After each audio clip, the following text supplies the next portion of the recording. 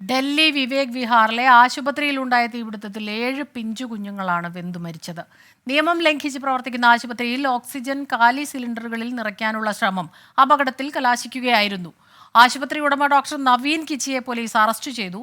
രാജ്യത്തെ കണ്ണീരണിയിച്ച ദുരന്തഭൂമിയിൽ നിന്ന് ആർ രാധാകൃഷ്ണൻ തയ്യാറാക്കിയ റിപ്പോർട്ടിലേക്കാണ് ഇനി.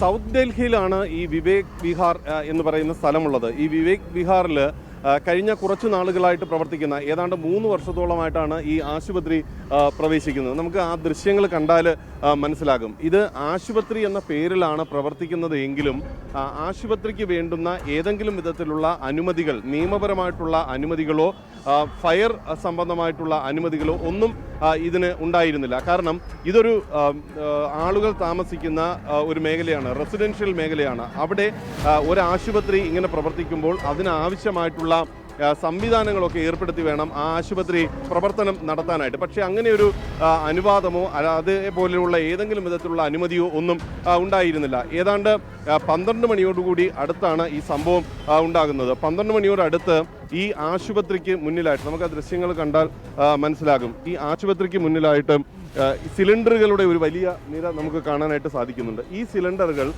ഇതിൽ ഓക്സിജൻ കൊണ്ടുവന്ന് എത്തിക്കുന്ന സിലിണ്ടറാണ്. ഈ വലിയ സിലിണ്ടറുകളിൽ ഓക്സിജൻ എത്തിച്ച് ചെറിയ സിലിണ്ടറിലേക്ക് പകരുക, അത് ഈ സാമ്പത്തികമായിട്ട് ആശുപത്രികൾക്ക് വലിയ ലാഭമുണ്ടാക്കുന്ന ഒരു കാര്യമാണ്. ശാസ്ത്രീയമായിട്ടുള്ള ഏതെങ്കിലും ഒരു സംവിധാനം ഇല്ലാതെ അത് പകരാൻ ആശുപത്രിയുടെ മുന്നിലേക്ക് ഈ റോഡിന് സമീപത്ത് വെച്ചുകൊണ്ട് അത് മാറ്റാൻ വേണ്ടിയിട്ട് നടത്തിയ ശ്രമമാണ് ഈ വിധത്തിലുള്ള ഒരു വലിയ അത്യാഹിതത്തിലേക്ക് വഴി നയിച്ചത്.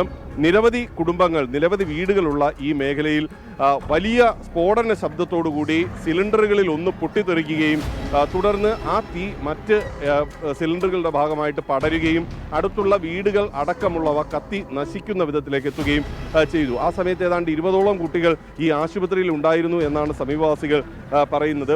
6 കുഞ്ഞുങ്ങൾ സംഭവ സ്ഥലത്ത് വെച്ച് തന്നെ മരണപ്പെടുന്ന ഒരു സാഹചര്യമുണ്ടായി. ഒരു കുഞ്ഞ് പിന്നീട് ആശുപത്രിയിൽ മരിക്കുന്ന ഒരവസ്ഥയാണ് ഉണ്ടായത്. 6ഓളം കുട്ടികൾ ഇപ്പോഴും ജീവന് വേണ്ടി ചില ആശുപത്രികളിൽ പ്രവേശിക്കപ്പെട്ടവർ അവർ ജീവന് വേണ്ടി മല്ലടിക്കുന്ന ഒരു കാഴ്ചയും നമുക്കിതിൻ്റെ ഭാഗമായിട്ട് അറിയാം. തീർച്ചയായും സംഭവിച്ചിരിക്കുന്നത് അധികൃതരുടെ ഭാഗത്തു നിന്നുണ്ടായ വലിയ വീഴ്ചയാണ് എന്നുള്ളതാണ് വസ്തുത. വലിയ പ്രതിഷേധം നാട്ടുകാരെ സംബന്ധിച്ച് ഇതിൻ്റെ ഭാഗമായിട്ട് ഉണ്ട്. സമീപവാസികൾക്ക് വലിയ നാശനഷ്ടങ്ങൾ ഉണ്ടായിട്ടുണ്ട്. വിവേക് വിഹാറിൽ നിന്ന് ക്യാമറമാൻ ആശിഷ് മട്ടുവിനോടൊപ്പം ആർ രാധാകൃഷ്ണൻ, 24. വിധി ദിനത്തിൽ 24 മാജിക് ജൂൺ 4 ചൊവ്വാഴ്ച രാവിലെ 5 മണി മുതൽ 24-ൽ.